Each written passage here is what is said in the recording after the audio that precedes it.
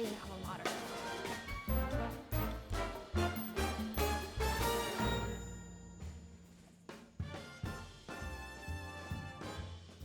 Welcome everybody. It's Monday night. We're so happy to be back with you guys after our week off last week. We were celebrating Kimberly's birthday, and it was the Labor Days as well. Look, my title actually goes off. We're so glad that you guys have chosen to join us here for Monday Movie Night. Let me quickly introduce my co-hosts. First off, we have the one, the only Brian Smith. We're going to get to him before he runs off. He has an extra furry little creature around there with him tonight. So maybe a chipmunk. That's what we're hoping for. Probably a mouse. We're hoping chipmunk. It's not a rat. You definitely know if it was a rat. I'm gonna be so distracted, y'all. And then someone who we do know, if there was a mouse running around her feet, she would not be on tonight's episode. I'd be done. I'd be done. It would be just the two of you.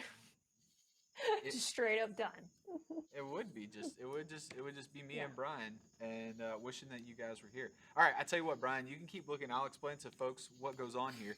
So each Monday night we review a movie.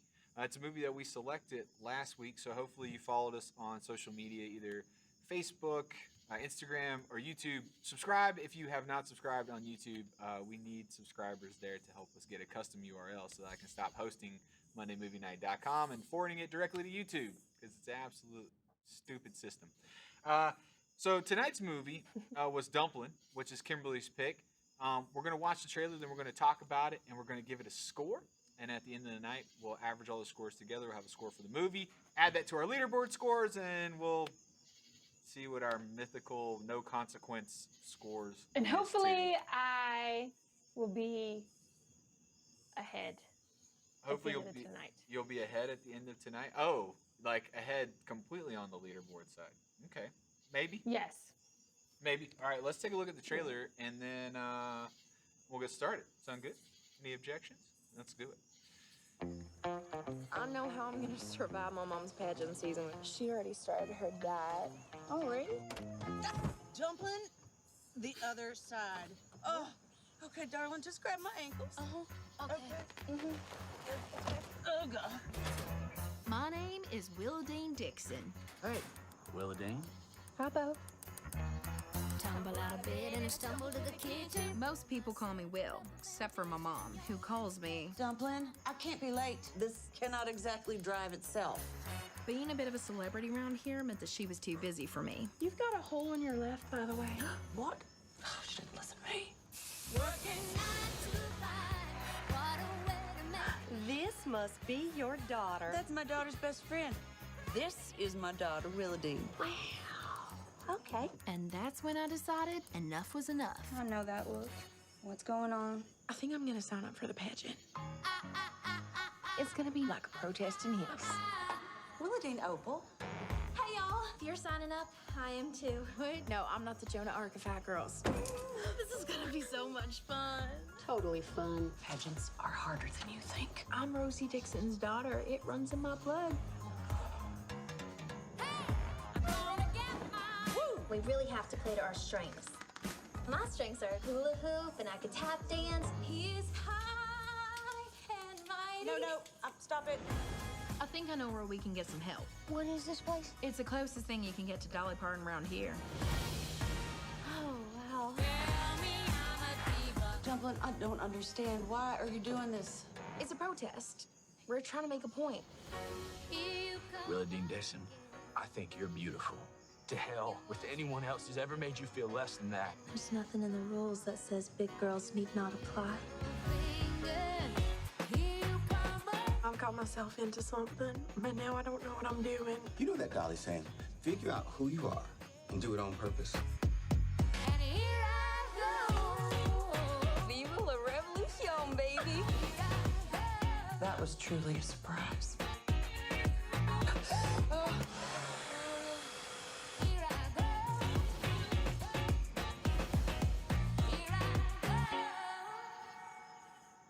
All right. So Dumplin, Kimberly's pick for this week. Solid trailer. Yes. Hey, welcome, Robert. Glad you joined us on the Facebooks, even over from YouTube. Hopefully, you subscribe to our YouTube channel.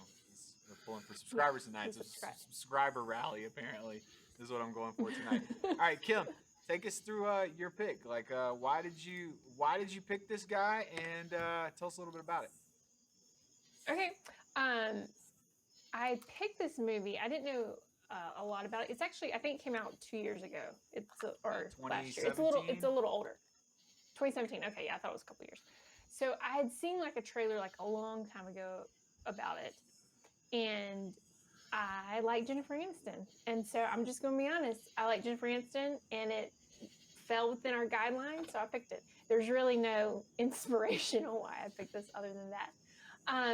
So I don't really feel like I need to explain the storyline because the trailer did an absolute perfect job of doing that for me. Yeah.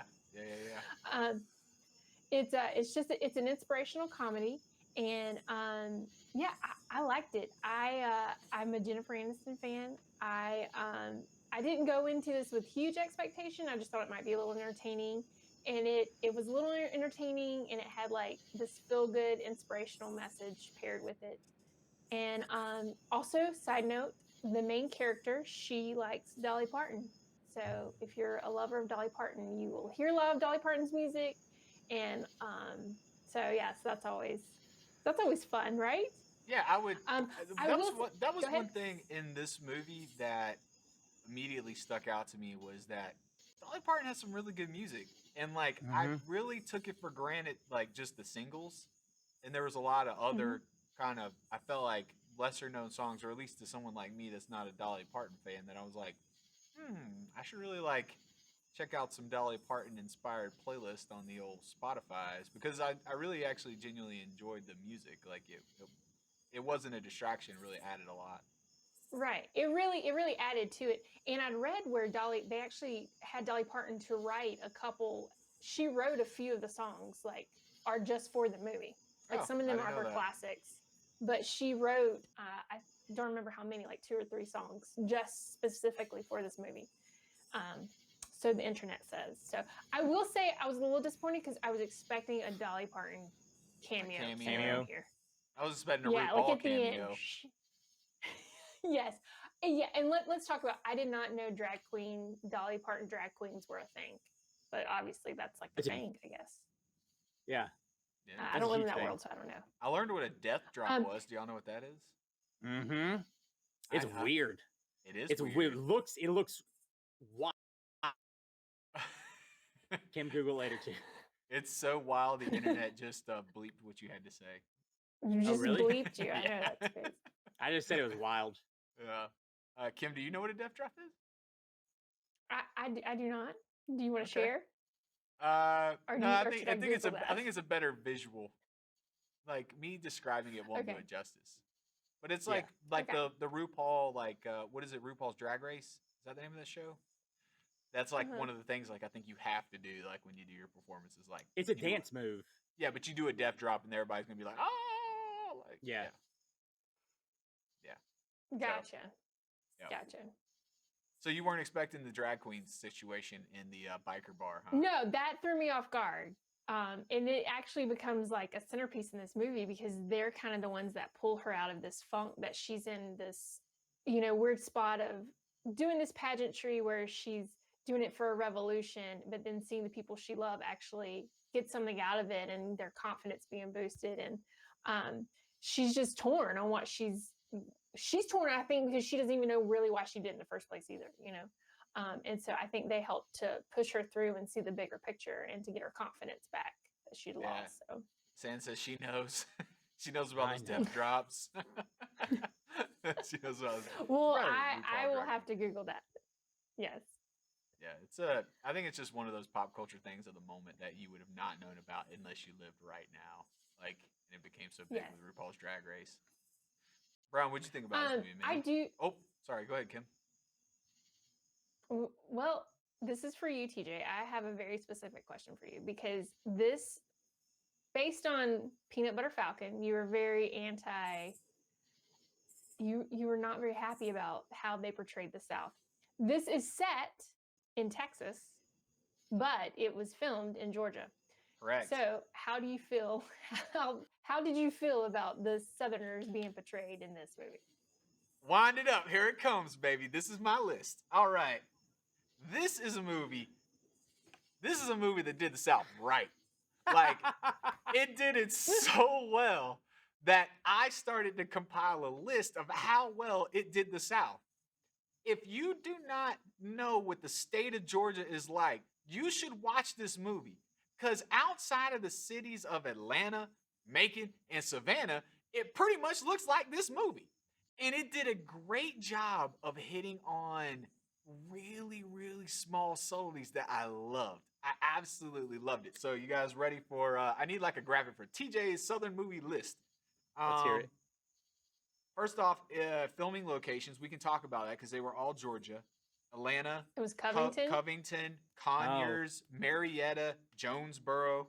I will say, because I've been to Texas. When I was watching this, I was like, this is not Texas. I was like, this looks like Georgia. Oh, yeah. I know And so I Covington, went and and looked it it up, and I definitely was looks like- like Covington. It felt Also, so as a good. side note, TJ, my Sweet Magnolia show is filmed in Covington.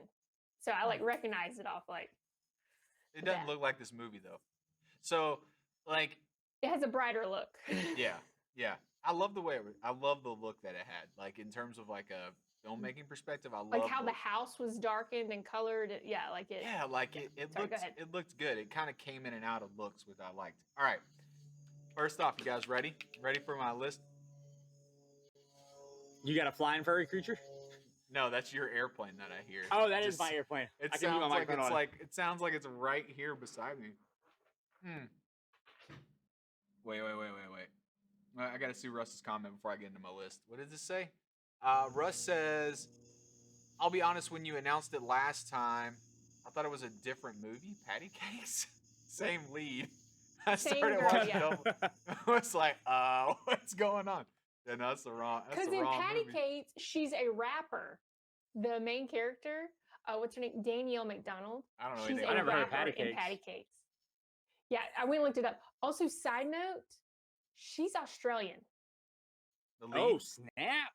The lead actress, she's Australian. She did a great accent. I think she did a flippin' amazing job.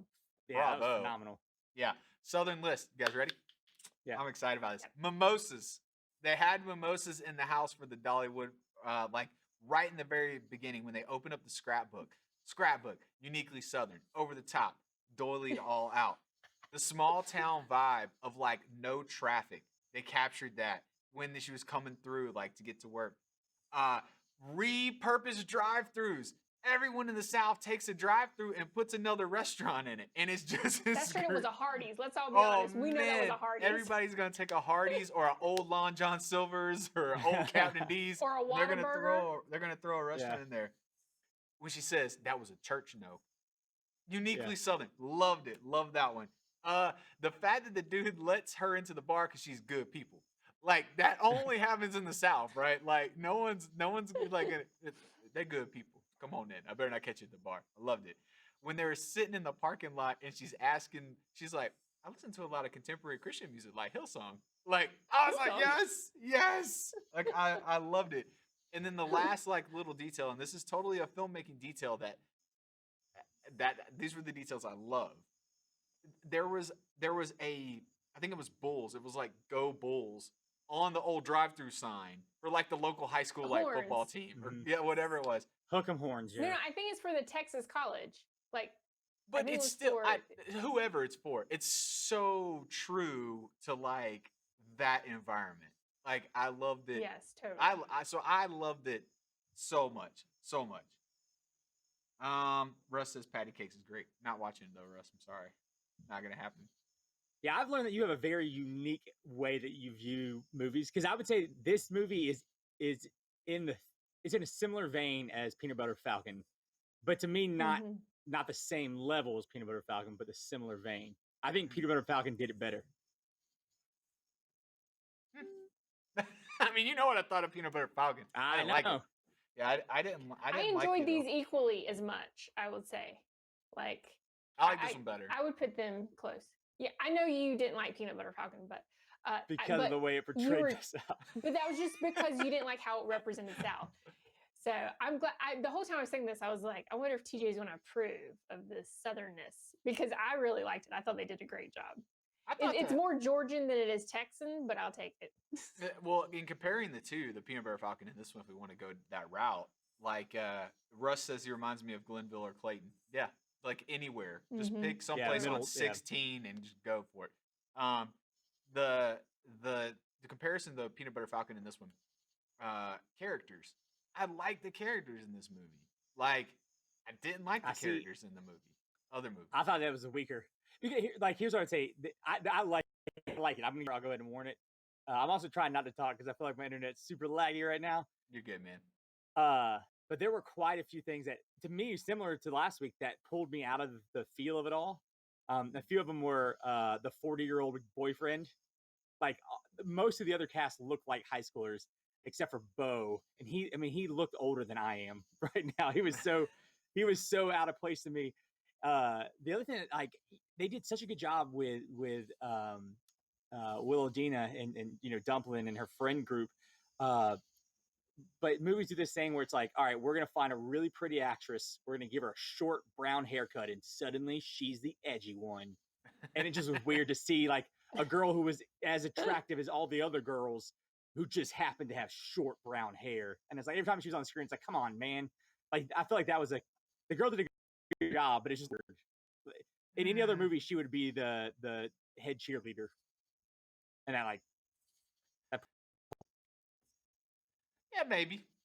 I that one didn't pull me out of it. Like, I think I bought into the fact that they're more there for the comic relief aspect, especially like the goth girl and the other kind of like closed off friend that like this is the other thing, I didn't remember their names. I don't have a clue what their names are. Yeah, the one Meredith Woodchuck. L or Ellen's like her best friend. I'm talking about the Woodchuck, the random Wallachuk. Yeah, that one. It starts with an M. Manny, Maddie, Manny, something like that. I don't know. Maddie. But those two characters were written in there specifically to be played as a character, and I like that. Like, I like that it was. Yeah. Where Peanut Butter Falcon, I felt like didn't do that. Like, if Peanut Butter Falcon had taken it to the opposite end of Oh Brother Where Art Thou, which is obviously written for characters, and didn't land in this weird gray area, I would have liked it better. Yeah, I don't see gray. This one, I thought this was fine. It just wasn't quite there. I like the mythical aspect, but both of them were movies of tropes. Like, they were intentional tropes that they were picking out. I will say that I did not like the turn in this one. Like, if there was a weak spot in it, like that little dip in there was like, okay, let's move it on. Like, it wasn't strong enough for how quick they got in it and out of it. Does that make sense?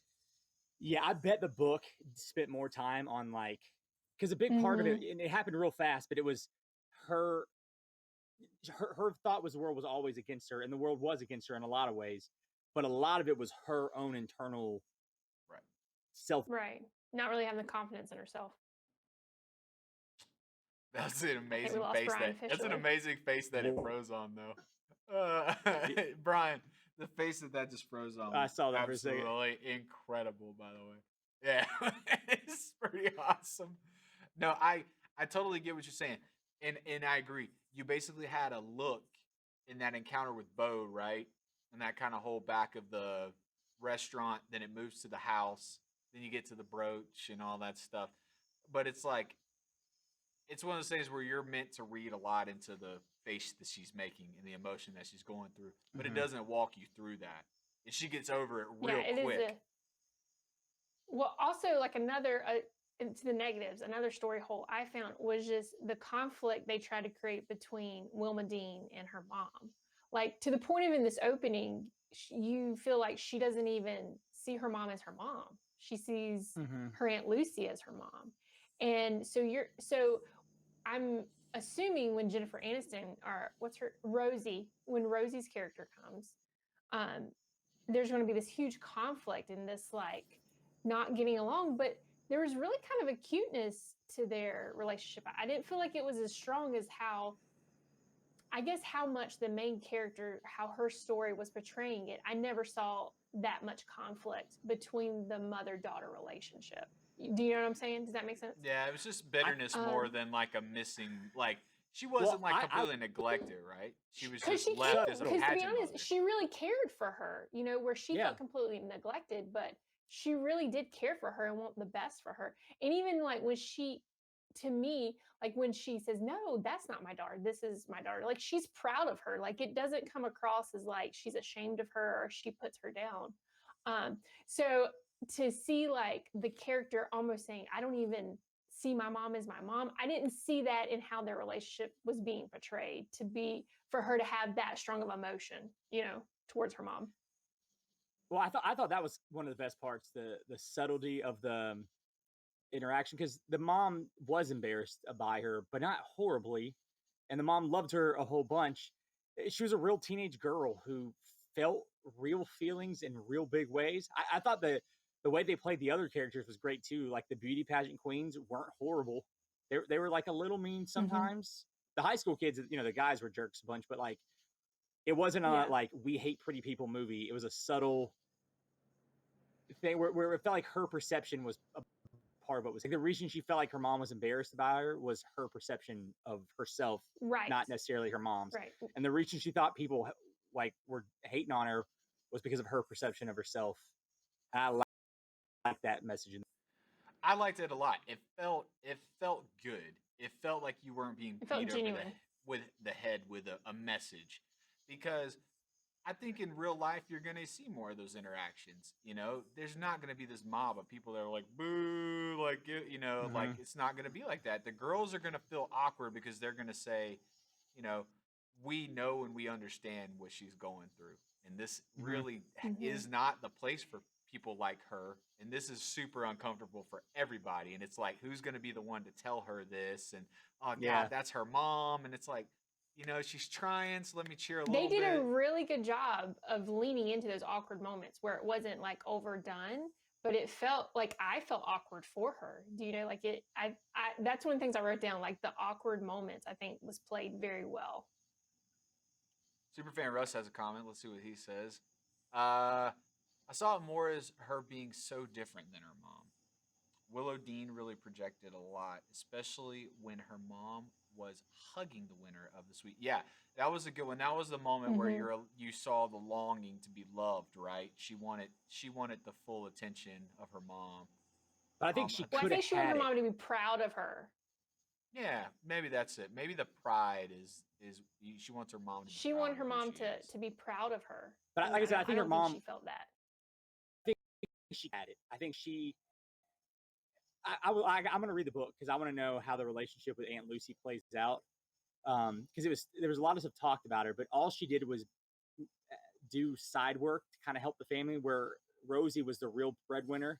Where Rosie really, like, I bet there's more to that story where maybe Aunt Lucy wasn't as great as everyone thought she was. Like she's awesome and she had great stuff. She's obviously hitting the drag queens bar at night. But maybe Dumplin missed out on seeing her mom for who her mom really was because she has idolized this other person, Lucy. And I bet to me, that was part of the story. It was subtle in there, but I bet it's part of the book where it's like, oh, wait, my mom loves me more than I thought she did. She's prouder of me than and when she learns that her mom isn't evil and Aunt Lucy wasn't the greatest, she learns that both people are people, you know, with greatness and flaws all at the same time. I feel like that's got to be part of the story. Yeah, I mean, and looking how they set up both of those characters, it could very well play out like that. They didn't play it like that in the movie.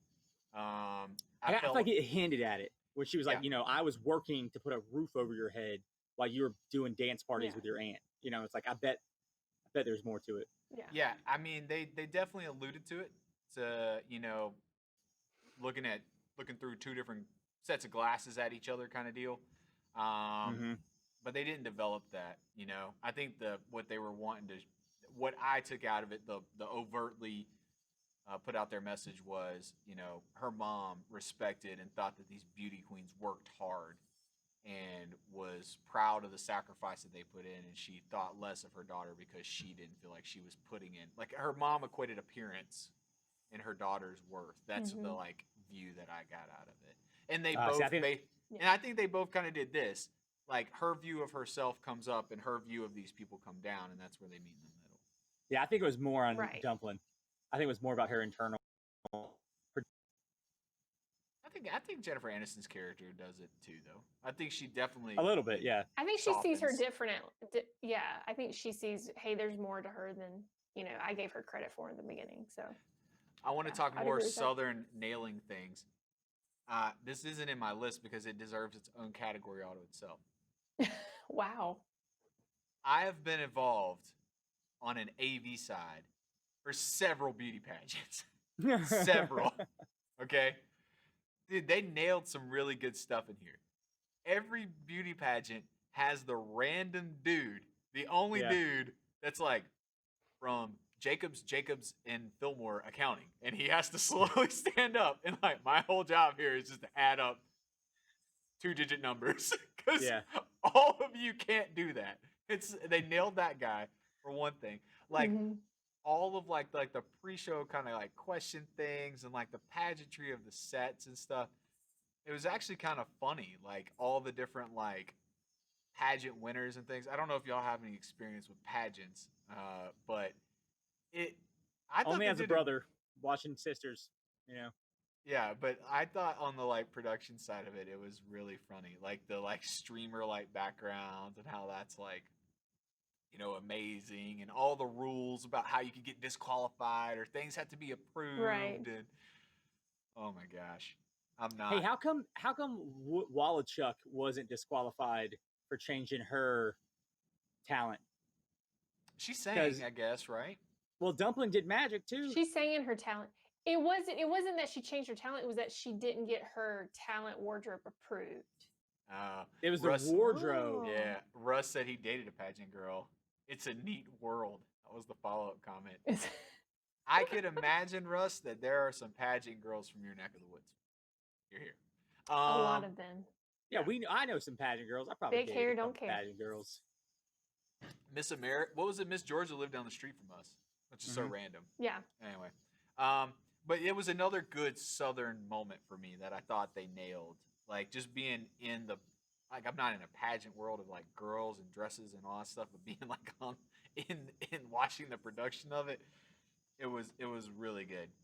Let me see what else do I got. Oh, on the filmmaking side though, Kim, did you notice that that they started like they had these different looks? I mentioned it earlier about how it was like there were some looks that were like really grainy and hazy, and they had a lot of atmosphere, and there were other shots that were like crystal clear, like just color saturated. Like the pool scene really stuck out. Like it's like this is super sharp, super saturated. There's a driving scene in the Jeep house, too, where like in the house, I felt like it was always. Yeah, the house is dark and colorful, but still dark.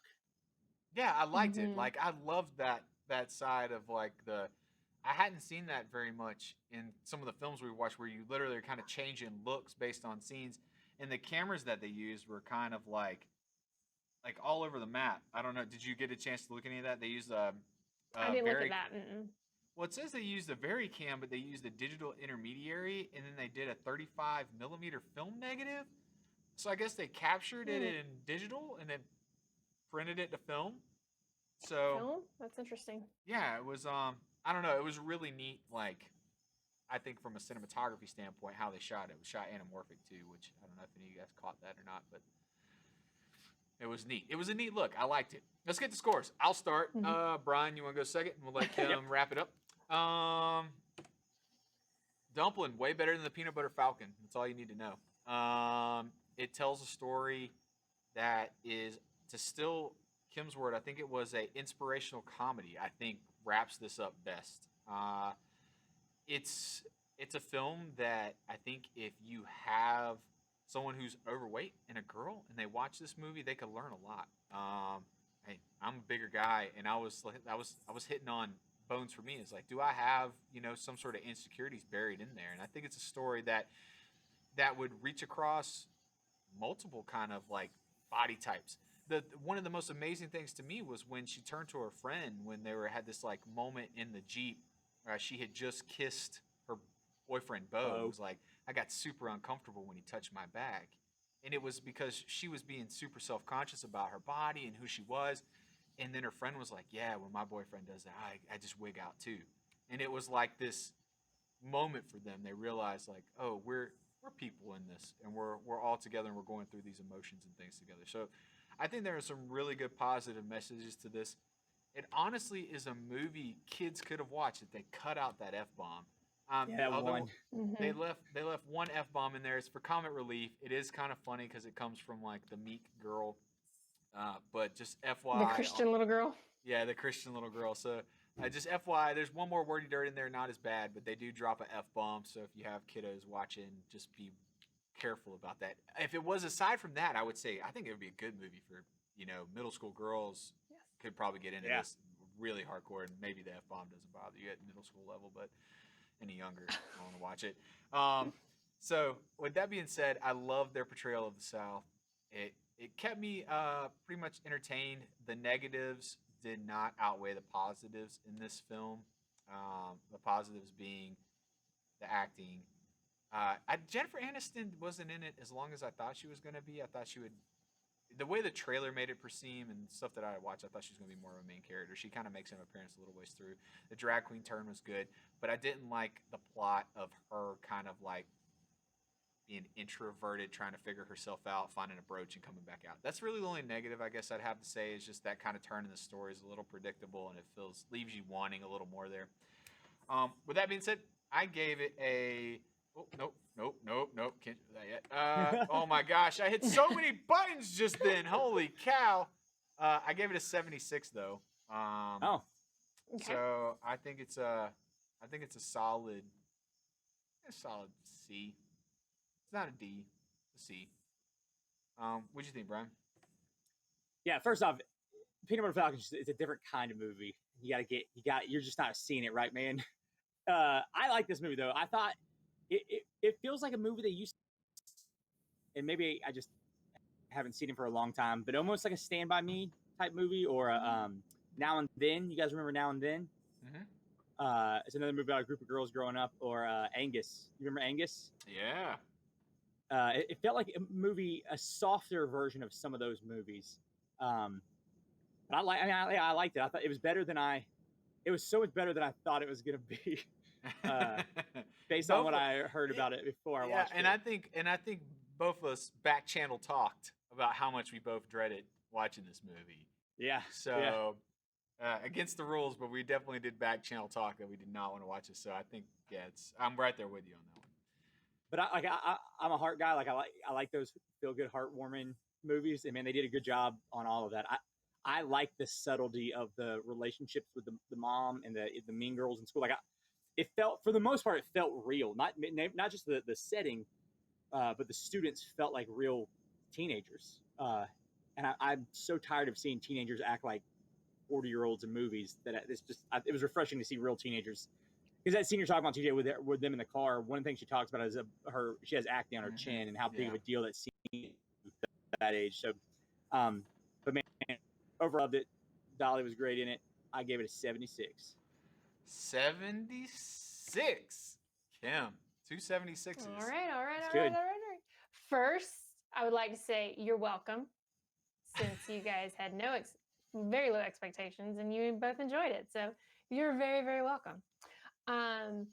Also, as a side note, Brian, to teenagers acting in this movie, that main actress, she is 26 years old.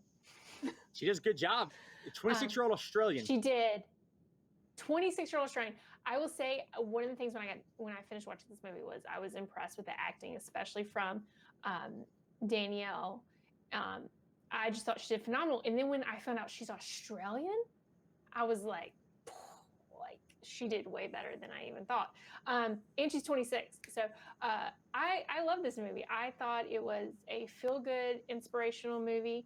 I enjoyed it all the way through. I could see myself connecting with what she was going through. And, like TJ said, I feel like everyone from all walks of life and body types, I feel like can see themselves in a little bit of this movie somewhere. And so I just really enjoyed it. And so I'm really glad you guys enjoyed it too. But so with that said, I gave it a 78. And Brian, this quote is for you. The difference between winning and losing is all in the details. Yeah. And I thought there was a lot of great details in this movie. And I just love listening to Dolly Parton too. So I feel like the score, and my mom is a Dolly Parton fan. And so like that just kind of brought back some memories of my childhood, like hearing Dolly Parton.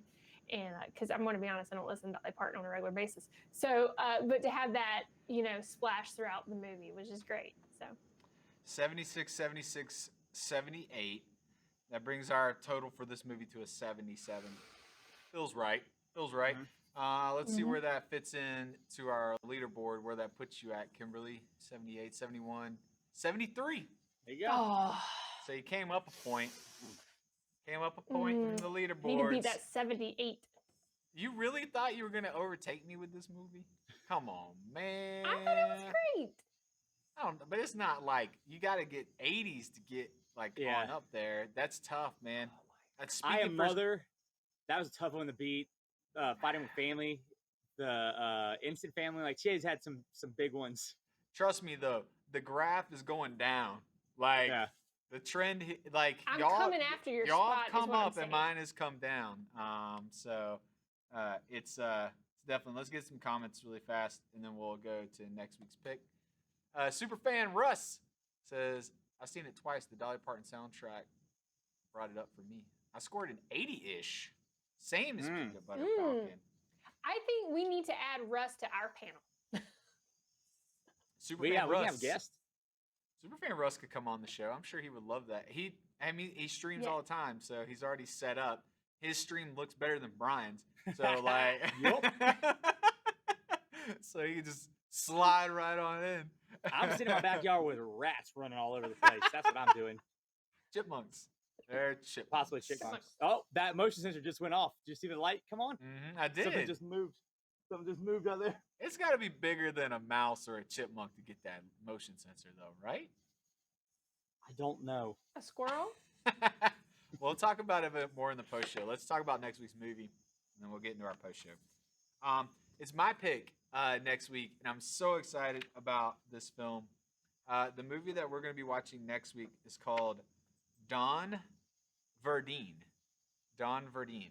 What? So wait, stop. It's on Netflix. This sounds like a Brian pick just based on the title. It does. I'll say this. I'm going to tell you, this movie, I'm hoping, is going to come in like a Logan Lucky.